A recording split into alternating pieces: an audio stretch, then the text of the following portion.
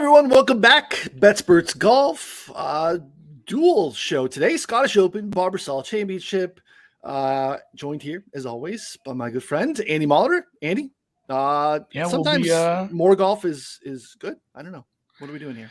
Yeah, I mean, especially with the timing, because, obviously being across the pond, the time difference and what time we'll actually be able to watch the Scottish Open. I mean, it's if nothing else, it gets you ready for next week when we have a major. It's similar time. I mean, I think it's the same time zone, so you'll get used to that. And then we have Kentucky, which is pretty much just our Scotland. What's London? You got London, I suppose. London, New York. So like people from the cosmopolitan center of culture would probably look down on people from Scotland and Kentucky. Its greatest exports are brown liquor. Like it is kind of a mirror image. So the Barbasol, Keen Trace, and then yes, the Scottish Open, which I looked into this because they've held this at a lot of different places over the years. It's been called a lot of different things. In fact, even St. Andrews, Carnoustie, it's been at some really high-end courses. It looks like we will be here until at least 2026 is all I could find. I didn't know if this was like the permanent home. I will say it is pronounced Renaissance. That's how they say it over there. I've watched some BBC TV. Kunk on Earth has taught me how to say Renaissance. I think that's about the last time I'll say it that way because it's just so fucking awkward. But it's a cool course, and it is a good warm-up for next week. A lot of guys have, been over there. They're going to get other rounds in some other places to get ready for, next week's huge stop, our final major of the season. And it is a really, really good field now that it's it's a co-sponsored event. It's DP and it's PGA Tour, which I don't know if that's going to matter next year when it's all one big Saudi empire, but it is co-sponsored. The field is amazing. You're basically missing like 2 or 3 guys, and that's it. It is a high-end field, and it's very, and again, it makes it difficult for me to probably go too far down the board with this one. You have some small numbers on the big guys, which is always a pain because we've been saying this for, I don't know, 3 months. Like, hey, maybe Scheffler just suddenly gets it on the putting green and he wins by 5 strokes. And that's just a risk every week. He's priced how he's priced. If he continues to struggle with some of those short putts, I guess you get a discount on everybody else because he's going to eat up so much equity. But man, the gang is all here, and I'm pumped to watch this one this week, especially considering it's like a dead week otherwise.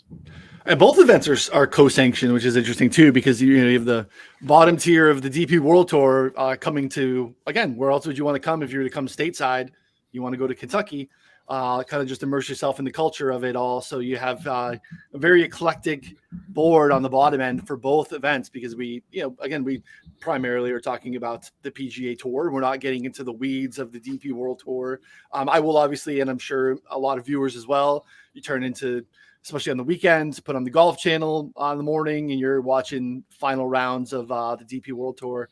Always adventurous, always exciting to watch. Some very interesting courses and interesting finishes typically on the DP World Tour. But we're going to touch on both of those here. If you're watching on YouTube, like buttons, 5 stars, all those things, comments, all those things help us a ton for the free content. Also on podcast form as well.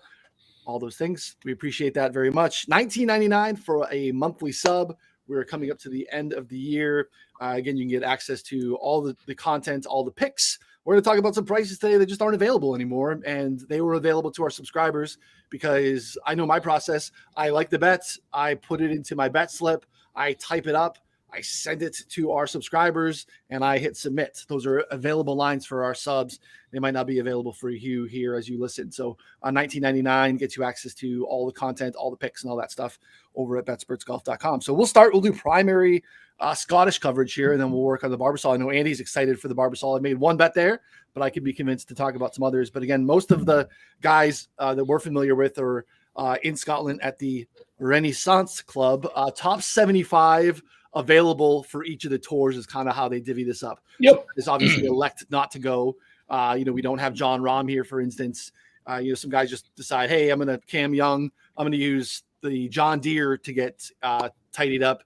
made my way out there, get acclimated, and do all those things. Some guys like to play the week before, so top 75 that are eligible and willing to go for both tours are here at the Scottish.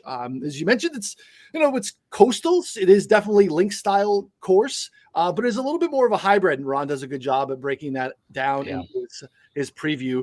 Again, when you're on the coast, you're really just kind of up to the gods in terms of the weather. Last year was very dry, firm and fast. The wind kind of kicked in a little bit, and you saw some fairly low scores. Cam Tringali went out and fired a 61, 9 under to open, and the final winning score was 7 under. So it kind of gives you a sense of how it played outside of the round one. So, and then we've seen the years past, it gets up into like the teens. So we've seen, again, not a lot of sample size in terms of what's happened here, but again, the rain and wind can really dictate how that plays here. So, and as you see here on the screen, if you're watching on YouTube, non-links characteristics, only 4 ocean holes, thick rough off the fairway, numerous forest areas, though missing the fairways was not really penal last year. And we'll touch on that along the way here too. So, the bunkers are definitely reminiscent of stuff that we see when we're overseas.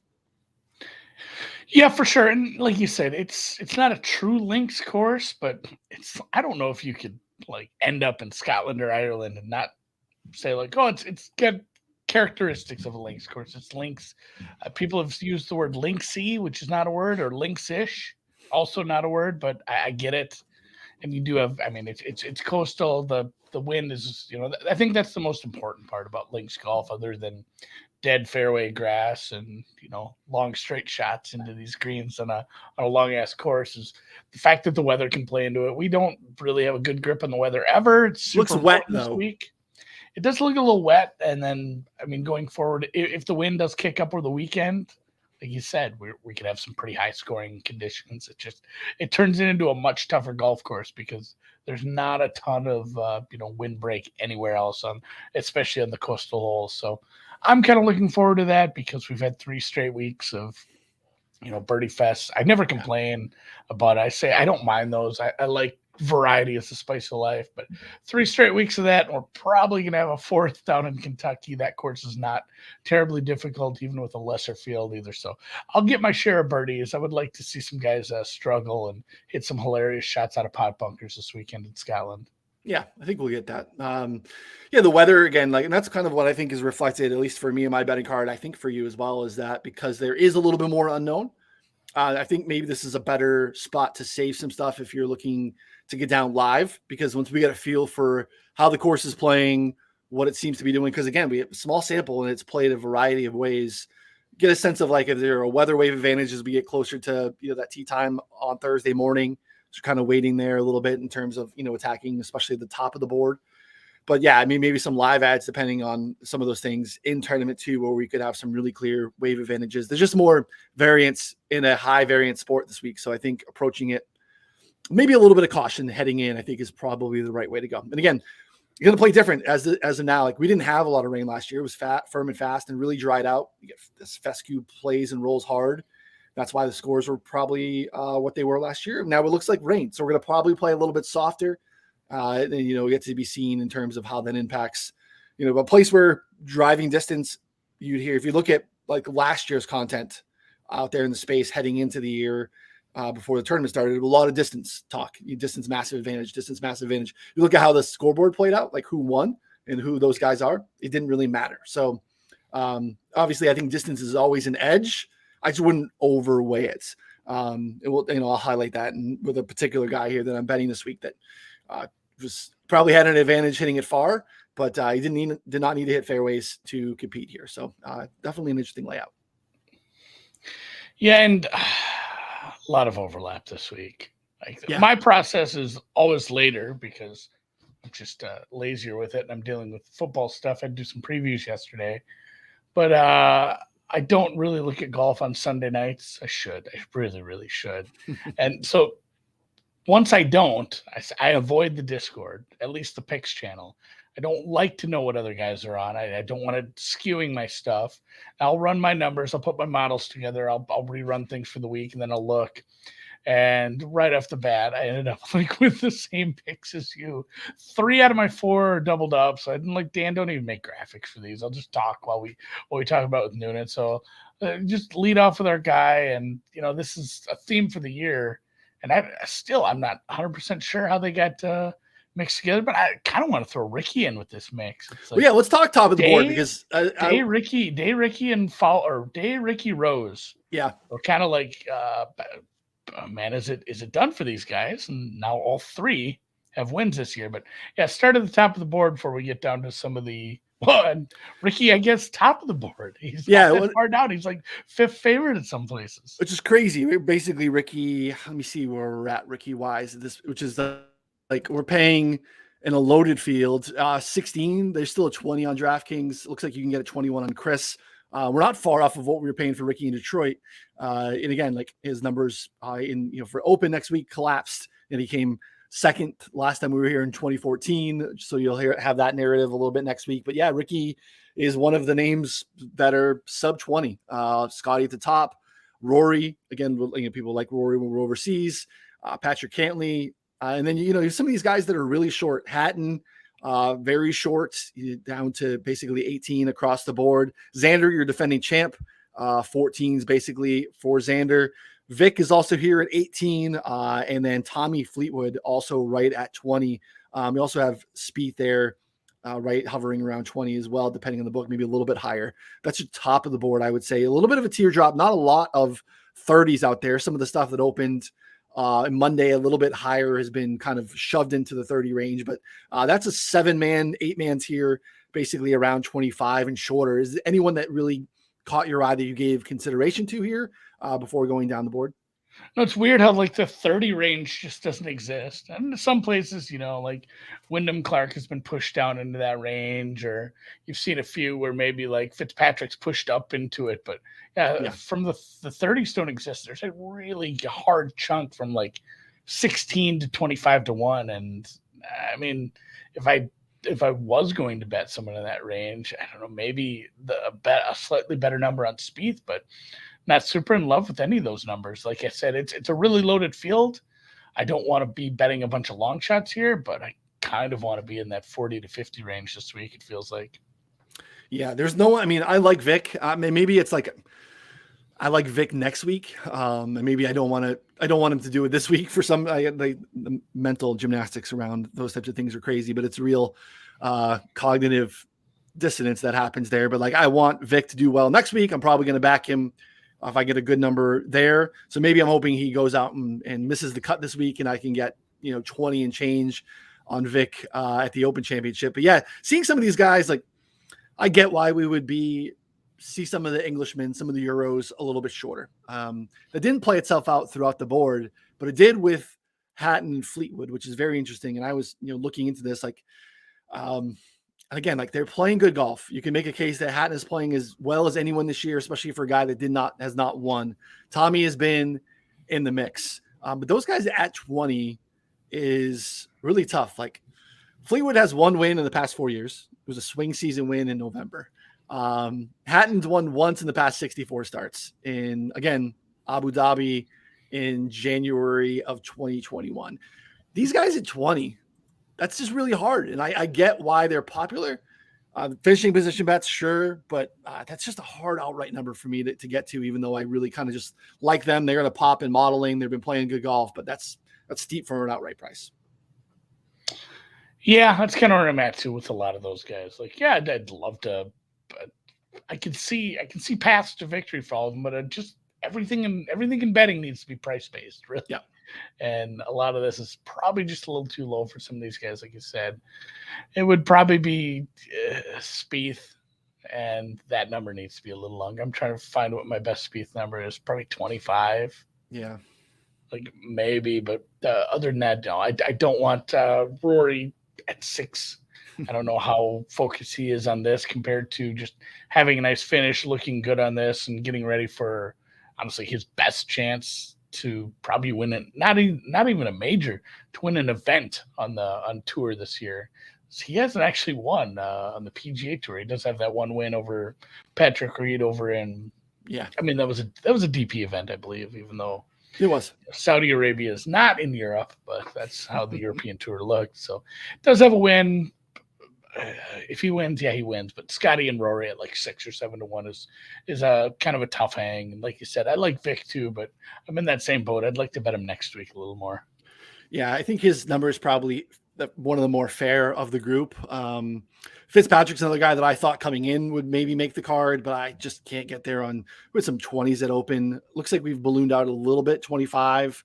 That's a little bit more interesting to me than some of the stuff that we saw early, but still a little too rich for me in terms of his actual win equity in that price. So yeah, we can jump into where you're transitioning because we have a pretty sizable next tier. And as you mentioned, like 30 is not really there. Some guys have moved in there based off of some action, but I guess, 40 to 60 range is, I think, where we're hanging out this week. And I think where a lot of people are. And I think there's a lot of actual win equity. So that kind of is also tied into the case against some of the guys that we just talked about. But you were teeing up at the top. There was a couple guys, I forget what event it was.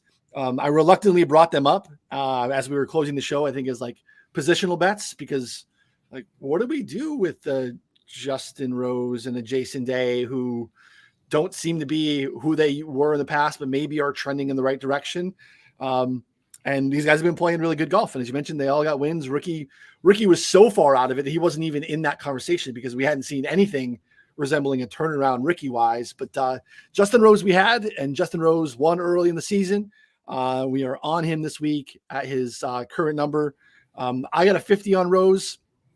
And let me see where we are right now in terms of the best numbers on Rose. 45 still out there, 50 on PointsBet still available, 52 and change on Chris, which is a really, really good number on a guy who is in good form.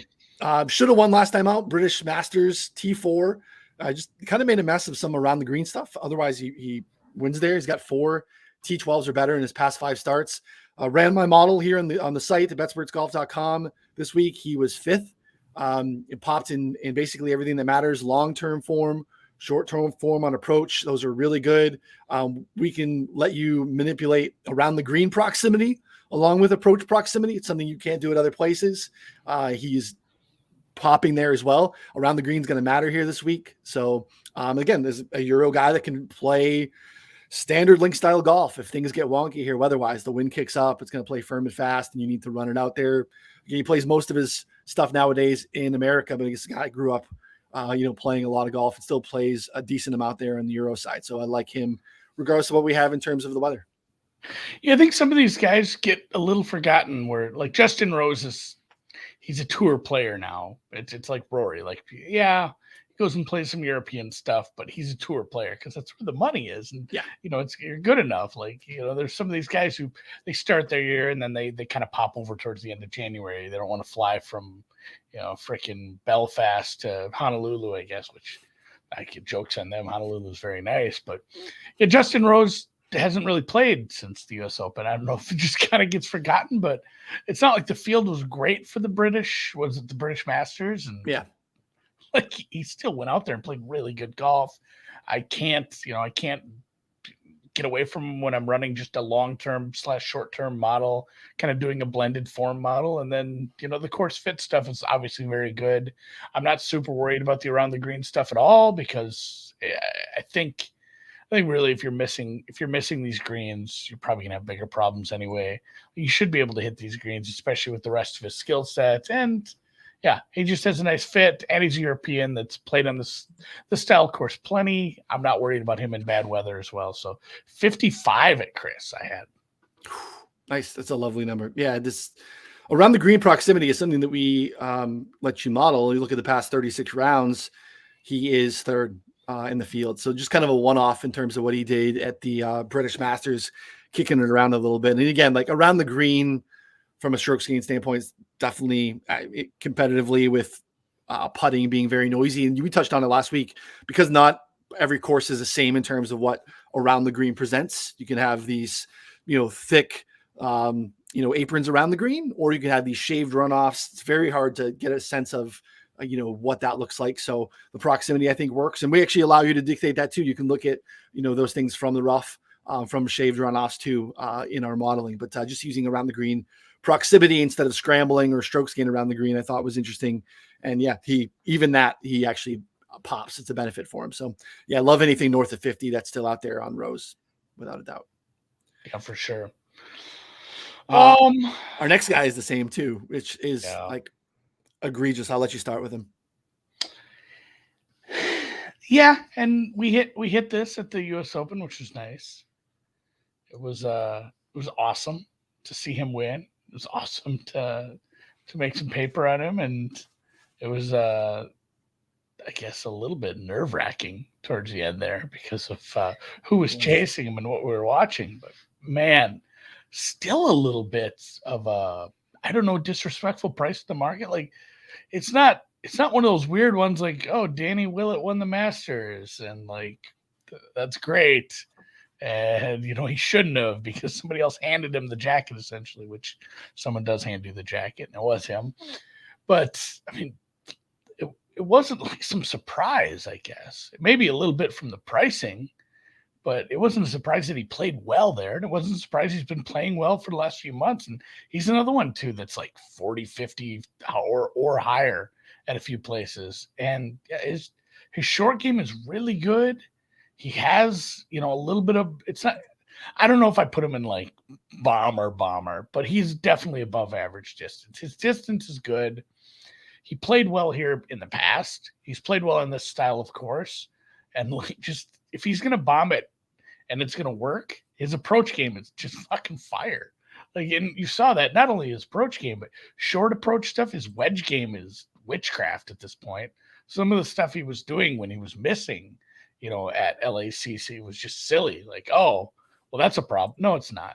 Like, basically, he's just lag putting from the rough. Yeah, I think with a wedge shot, it's silly what he can do to get himself out of trouble, which is kind of what you might need because it's like, hey, you're a really good approach shot. Here's some 40-mile-an-hour winds. Like, yeah, you might not end up where you think you're going to end up. Nobody is. So somebody who's really, really good with their wedges is somebody I love if the winds kick up later in this week. And yeah, Clark was kind of another no-brainer for me at that price. Yeah, it looks like 40s are still out there. 55s are gone, which 55 is just, I mean, it's just disrespectful, to be honest. I mean, like, no, I like some of these guys. We just talked about like Hatton. We talked about Fleetwood. These guys being more than half the number. Minwoo Lee, Ludwig Aberg, a guy that we want to bet on and be long on. Aberg, like shorter at Open than Wyndham Clark, who, again, you made the points. It wasn't like a Willett win. He won at Quail Hollow 3 weeks prior. And they've been playing really good golf heading into that. In the approach is kind of what's changed in terms of, what's really been a driving point for his success this year. He's always been a guy that could hit it really far and putt. Last year, he was fourth in this field in average driving distance. He ripped.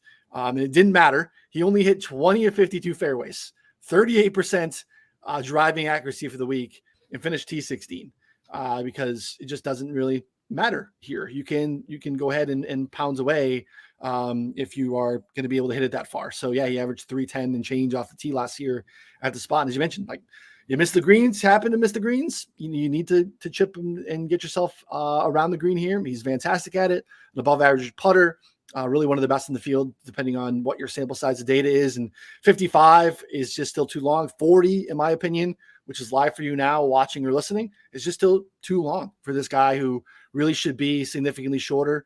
Again, like the corollary to Max, to me, it makes a ton of sense. Last year where Homendy made these changes, started gaining across the board throughout the bag. And then we were just kind of hanging on to like the priors of him when like the betting board would turn over on a Monday morning. And he kind of continued to punish people and would win and really compete. So that's playing itself out in the finishing position numbers that are too long on Clark. And yeah, 40s that are still out there are a problem. So Discord members, subscribers were able to get the 50s and change early on Wyndham. It's a bad number. Bad number. Yeah. So, I mean, I'm happy to bet him at 40. Like, yeah, that's obviously just egregious at that point. So, oh yeah, he might be. I don't know about next week. It'd be awful funny if Wyndham Clark won 2 majors in 1 year. It would. Like in a year where it's and like, that's part of it too. I think that has a lot to do with this. Is that like I don't know. The form thing is wild, right? We want form in golf, but we don't want you to win because I think that's driving this is the thought of like, well, he just won the U.S. Open. Anyone win like he won, Quail Hollow. Is he really going to win again? And it's like we want form up until the point of like you winning. Once you've won, well, that's it. We can't back you because now you've actually sealed the deal. We want you to just continue to knock on the door and not win, and then we'll back you comfortably. We'll pay the 22 for Tommy because he keeps knocking on the door. But we don't want Wyndham's form because he's won twice. So you're 55. Makes no sense. And it's silly too because you go and look and the shit happens, and we wrestle with the same problem. When you look at the defending champ, like, what are the odds of the same guy winning the same tournament? Yeah. It has happened 3 times already this season. Like, people do defend. Course history isn't everything, but course fit does matter. And yeah, people can defend their title. I mean, that shit does happen. So don't let that get in your head too much. It is silly. It's like, man, I'd rather this guy had gotten 3rd last week. Like, really? Like, you want him to play slightly worse?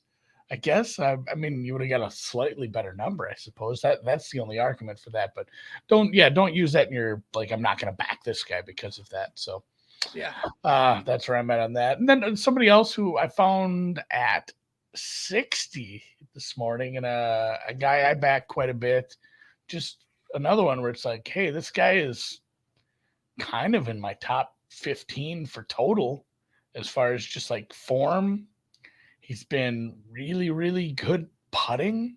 He's been great scrambling, and just basically like kind of matches up on this course pretty well for me. The off the tee numbers are good enough, and Sam Burns, and it's another one where it's not like he has never won a tournament. He has some win at maybe not so much this year, but he has win equity. He's won, and the course fit is kind of perfect here as well. I mean, if the course fit was perfect, he'd be 20-1, I guess. But it's good enough for a guy here that's getting priced down at 60, and just like overall form, it just has been decent enough where I don't quite understand what's holding him back.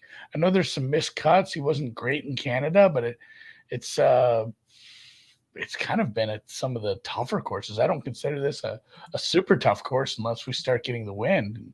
He's played well at the places he played well at. Like, again, the Valspar, he was 6th. I believe he played pretty well the year before that. I'm looking if even what we had here. Just, I think maybe this drives it too sometimes. We look at, and I just said, like, guys who win can win again or can win the same course again. He didn't have a great outing here. He didn't have the best outing at the Open last year. 66th here, 42nd at the Open, but it's been a pretty decent season outside of just, some of these patches where he's missed cuts at the Arnold Palmer and the PGA. Like, I don't know, it's just like I have him ranked higher. It doesn't even have to be, hey, this guy fits what I'm looking for a golfer here. I just have him much, much higher than where he's priced. So 60-1, I make him like 40. Yeah, no problem with Sammy Burns. I was looking at it. So he got off to a good start last year here in the opening rounds. And because, as I kind of teased at the top, a lot of people did, and it started to play a little bit more difficult. But it was mostly just he had some really bad around the green numbers. Like, he lost 5+ strokes around the green on the weekend. That feels fairly noisy to me. He was spraying it off the tee, but I just talked about Wyndham Clark. He could spray it off the tee. Now, there are degrees to which driving accuracy isn't properly captured in the spreadsheet in terms of like, yeah, you missed a fairway. Like, Sam could have missed a fairway, but then been like in the trees or in the ocean. So that could have been a little bit different, but yeah, that feels a little bit noisy to me. Sam Burns, I think, just to your point, long-term pedigree, long form stuff should be a little bit shorter than that in terms of this field. Well, and like you said, he struggled around the greens and some of that over the weekend last time out here, but if you go look in the last 50 rounds, he's top 10 in this field in scrambling. Like, he is a decent scrambler. It shouldn't be an issue. Like, he should have a good short game here, and I think he's scoring. So if he can take advantage of the days where the weather's nice and then figure it out a little, 60 is quite a bit too long for this guy. Yeah, some of the guys in this range that I like, I just can't get there price-wise. Lowry, I was really close on. Seeing a lot of love for Lowry. Yeah, that makes sense to me. Minwoo Lee I like, but man, I would have liked Minwoo Lee at like 60. Minwoo Lee at 35, 34 is a very, very tough sell, and you're paying for the course history. I like him from a course fit standpoint, which makes sense as why he's won and had success here in the past. But there's just too much variance in Minwoo Lee's game at this point for me to back him. Again, short of Wyndham Clark still across the board, which is just absolutely insane to me. Justin Thomas is an interesting character. I'd love to see him start to play some good golf. Can't back that now at that number. And Corey Connors is another guy that makes some sense to me too. Oh, I was close. Yeah. You know how I feel about Corey. Yeah, I like Connors. He'll be on the card, probably finishing position bets. But it's actually not even a bad price, to be honest. 60s still out there, 66, 85 on Chris, Andy. That's probably what you're staring long and hard at. That's a good number. It's so big. That one is super close because I'd bet that. I know it was. It's 30 points longer than anything domestically. Yeah, it's long for a reason. Yeah, that's true. He hasn't quite put it all together like we saw at the Pinnacle, but man, it's a big number. And speaking of that, we did bet someone right next to him down in that spot. Our third one that we did match up on is shorter than Corey Connors now by just a titch at Chris, live looking at the board. Aaron Rye. Englishman. I don't know if we're betting an Englishman. We have skip another the Englishman. big names who can't win, and we'll go to a longer name who can't win. Yeah, well, we went to Rose. Aaron Rye, too, Englishman. I always forget Rose. Yeah, Rose is very English. He's American. Rye's playing really good golf. And again, like the other guy that there's very course specific coming up because he's still young. Like he's 28 years old. But he's made massive improvements from an approach standpoint. And we've seen that play itself out. Actually, 6.2 strokes per event tee to green over the past 5 events, putting at around field average, which is impressive for him because he's not a good putter. But he's been playing pretty well. He's finished inside the top 24 in 4 of those 5 events. T3 at Canada, T9 last time out at Detroit. For him to go T9 at Detroit in a place where you have to get into the 20s is impressive. That's not been his game historically. So that's good to see. Previous success here. Plays well in venues like this, as you mentioned. An Englishman won this event back in 2020 before it was a co-sanctioned event, but still a pretty good field on the Euro Tour at that time and won this. So again, that fits the course fit mode there as well. And again, I just like the recent form. So 90s are gone. As you mentioned, he's significantly shorter, probably makes some sense. He was pretty popular. 60s out there. It looks like 75, 70 out there, and you're close to an 80 on Chris. 84.50, I think is what I'm looking at right now. So honestly, 70 or better. It's probably worth a little nibble. It'll be a smaller bet, but yeah, he's another guy that's obviously course fit. And to Dan's point in the chat here too, the course has played differently over the years. And, like when Minwoo won, scoring was a lot easier. And that's not probably what we're going to be looking at due to some changes in how the course is played and if the weather does kick up. But Aaron Rye has won here, plays well on courses like this. The course history is electric right now. Not the longest off the tee. So he isn't, not the best putter, not the longest off the tee, but the in-between is very, very good. Very, very good with the irons. The approach play is electric. And just looking at some of the proximity numbers from probably where he'll be hitting it into some of these par 4s, he's got really good mid-range proximity numbers, like top 10 in the field proximity numbers. So if he can be getting it close from where he'll be hitting from, maybe we don't worry about the putting quite as much. And the form is, very, very, hopefully a harbinger of things to come. It's not every player has to play themselves into form to win, but like how he looked in Canada, how he looked in Detroit, the Schwab, some of the other events, like actually the Players, which was, a really good event, top 20 to the Players. It's a pretty big number for a guy who fits this course well. Yeah, and the Players, I remember backing him T40 at the Players at first round leader minus 110. You got a first round leader bet Aaron Rye anytime he's there. But that was the thing too, is Farmers the Players made sense because the Pete Dye, positional golf, He's going to put the ball in the fairway all the time, give himself a ton of looks, but he's become a little bit more. He's evolved. And again, he's still relatively young. And you look at like long-term approach, even I have him 22nd in the field. Short-term approach, though, he's 6th. He's playing really good, very, very recently too. And then short-term tee to green, I have him 3rd in the field. He's 6th in my model this week. So getting him at 90, I think makes a ton of sense. So yeah. As I mentioned, not long off the tee, but there's guys like, hey, you're not long off the tee, but you're also inaccurate. Like you go away. Like you might not be on the tour very long. If you're not long off the tee, damn sure better be accurate. And he's probably the most accurate off the tee, if not one of the 5. There's a handful of guys that I'd put in that list, and he isn't 4 or 5.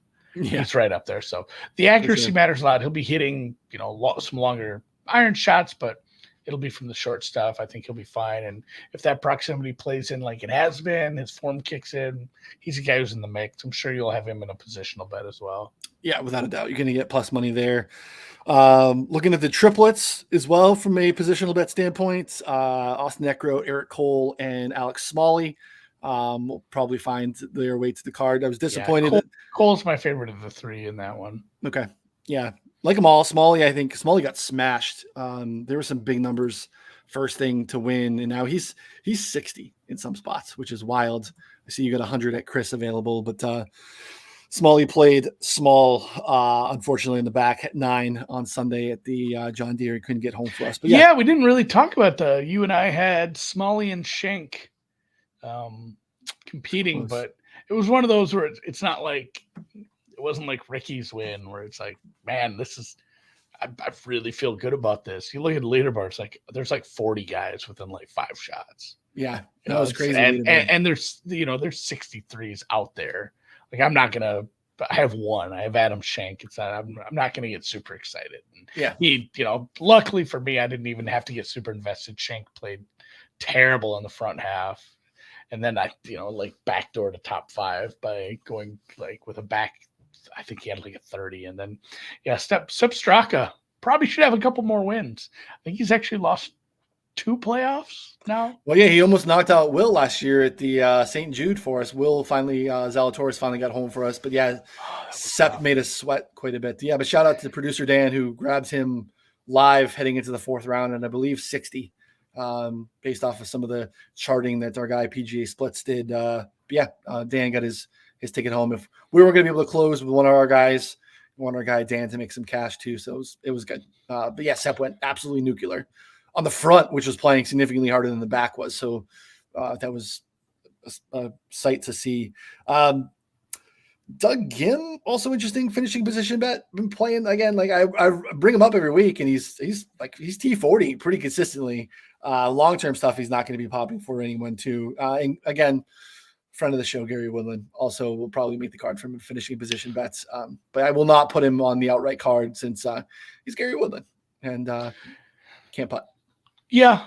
As far as like almost strands, and one of these isn't the longest price, especially with some of the bets he's been taking. But yeah, Gim, Reaper, Woodland, Dylan Wu, and Adam Scott, Adam Scott's been a bit of a popular pick in some books this week.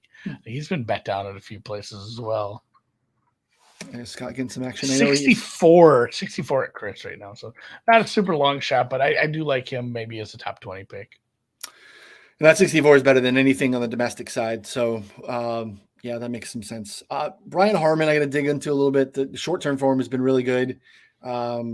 He popped for me a little bit, so I haven't dug into that. But I'm going to take advantage of these finishing position bets earlier in the week because FanDuel comes out. They're typically significantly better than what we see from Rivers early, MGM, and DraftKings especially. So yeah, I'm going to probably fire some finishing position bets for our subscribers here sooner than later because those numbers definitely move quite a bit here as we get closer to opening tee time. So all right, let's transition to Kentucky and the Barbasol, which is a very, very interesting field. Again, these guys are professional golfers. They're all really good. We get to 25 last year with Trey Mullinex. So you need to score at this course. And let's start. I mean, the odds boards have been busy. Some guys have gotten significantly lower. Who's your shortest at the Barbasol? Yeah, Or it's if you want funny. to talk about the course? We all bitched about losing. I think what was it, a big million-way tie for second behind Peter Kest for first-round leader a couple weeks back, and everyone's, who the hell is this guy? And now he is a favorite at several books for a full-ass tour event. Well, it's an alt field event, but still, and it's Quest. It's very fancy. I know. I'm gonna say Kest. I don't. It I don't looks like Quest. You can't Quest makes no sense. You can't just throw a W sound in. So True. Yeah, don't try to church it up, Dirt. Peter Kest is your favorite, and Taylor Pendrith probably deserving of his price at this point. And then it gets weird from there. And it does. I wish it were longer. 20-1 is maybe. I'm maybe going to do it anyway, but somebody who really, really popped for me here was Vincent Norman. Mm-hmm. Like just form and everything else I used.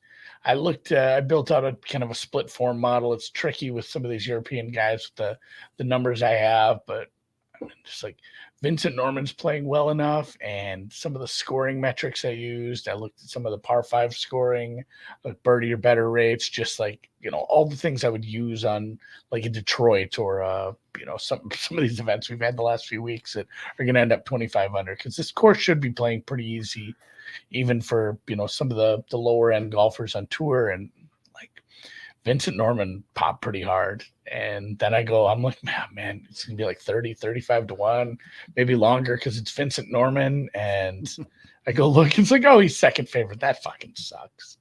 Like basically only behind Pendrith and Quest. I guess we'll say Quest. I gave up on, I didn't die on that hill for very long, but right up there with, and then Akshay, love him. He's probably a little bit too volatile to be betting at like a short number like this. I'd like him a lot better in, maybe a field with a few better golfers where, I'm going to get like a 50-60. I don't think I can bet him at this short of a number. So Norman at like 20, Kevin Roy is somebody I looked at here. He's another one where. Is that Connor's stepbrother? We didn't see him on. Yeah, he was. He didn't make the screen. He was the fourth. Was there already four? There's three. There are four. Oh, there was already four. Yeah. I always forget about Cameron from.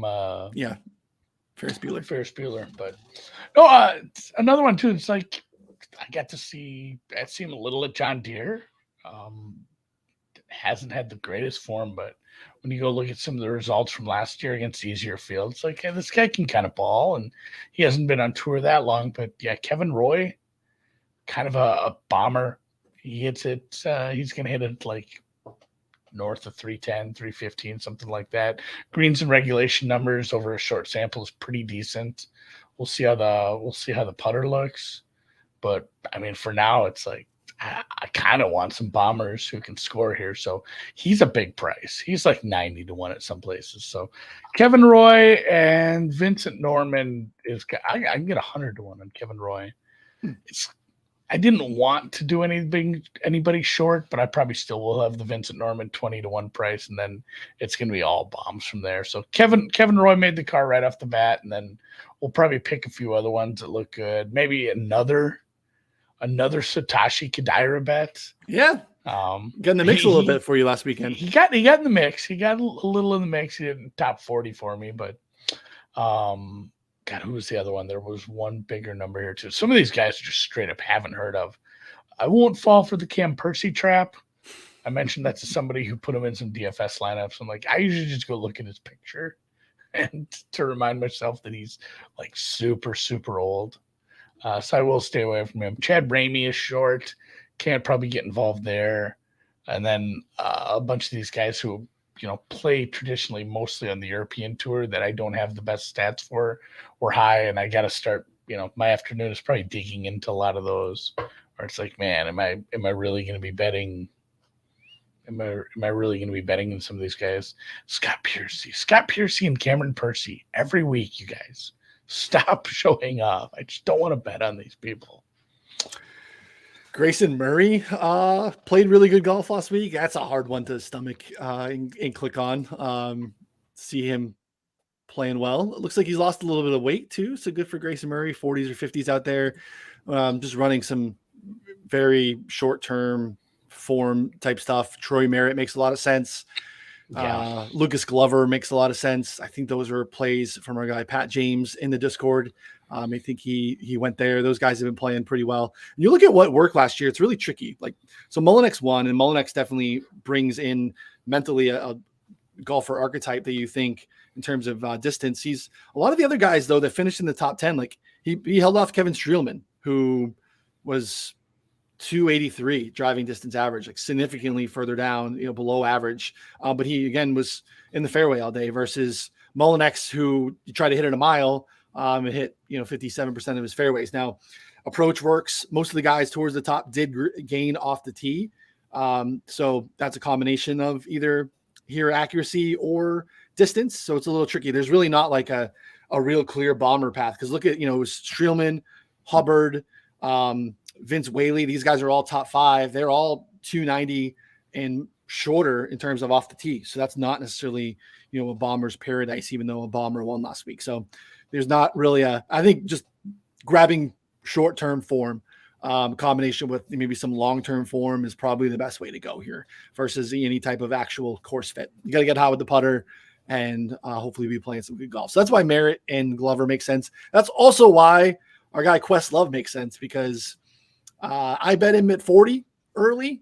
That number is gone, obviously. What are we looking at? 20s, Yeah. 28s, 25 for the most part on Peter Quest, who took a pretty interesting approach. Like he's like, he messed around. He was like a Corn Ferry qualifier. So he didn't even qualify for the Corn Ferry Tour. He was like an alternate. And he's like, you know what? I'm going to try to get in on some of these Monday qualifiers on actual PGA Tour events and play it that way. And it worked for him. He got himself, I think he had a T14 earlier in the year somewhere, maybe the Amex or something. And then that's how he got himself into Detroit. Monday qualified, got himself a T4 there, which gained him status to play last week at the John Deere.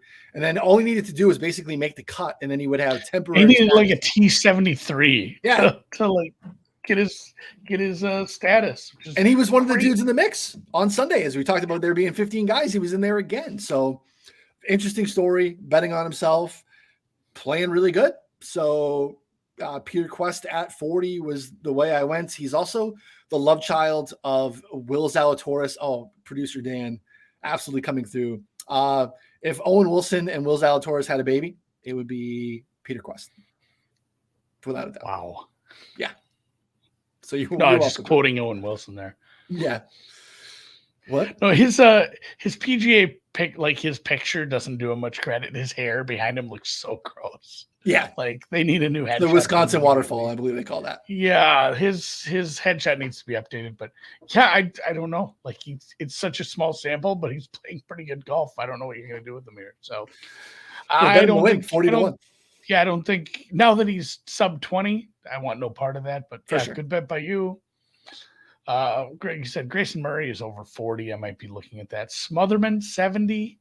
Mm-hmm. He's somebody I could be convinced of. But yeah, Satoshi Kodaira is 70 to 1. I mean, I made a small case for him at 300 to 1 last week in a way tougher field. I could probably bet some Satoshi here. So, and other than that, it's probably stuff I'm going to stay away from. Maybe Markage Helligkilde.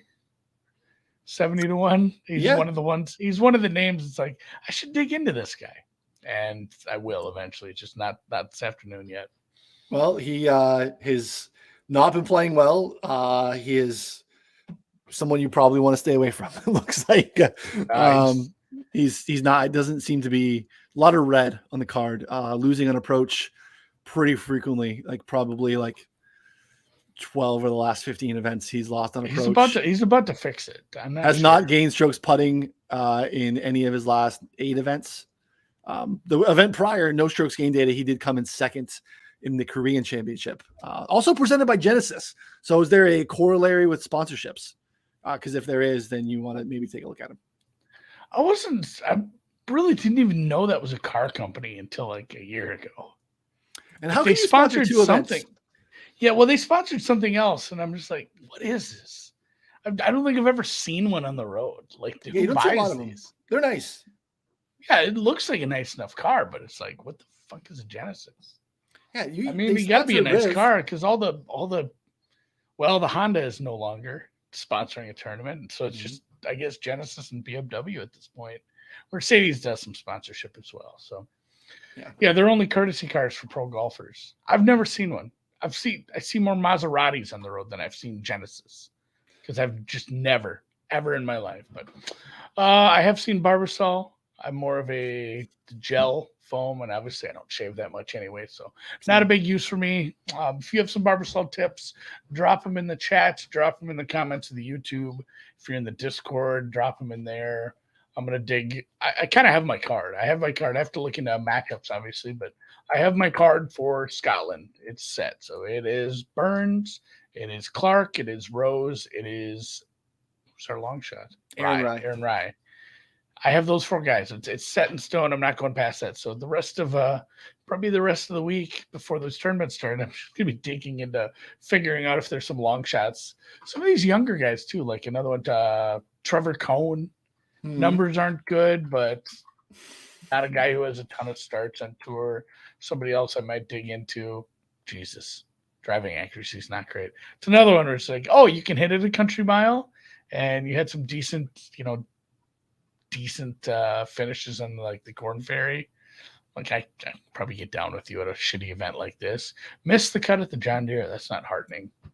His chart is all over, just dark greens, dark reds, stuff like that. So yeah, we'll see. That's the kind of guy who plays well at an all tour event, though. Like, who was the guy who won in Puerto Rico? Ryan Brem. Yes, like 2 years ago. Some of these, you're gonna have some guys that come out of nowhere. Like, not making it sound easy to pick the winner. Like, yeah, just smash some names, see what happens. But I'm gonna dig into a little more into what worked last year for at least maybe some of the guys that got into the mix. Looks like probably similar conditions, and yeah, it's a course that can be overpowered a little. So maybe I'll find some bombers here that can get weird with it.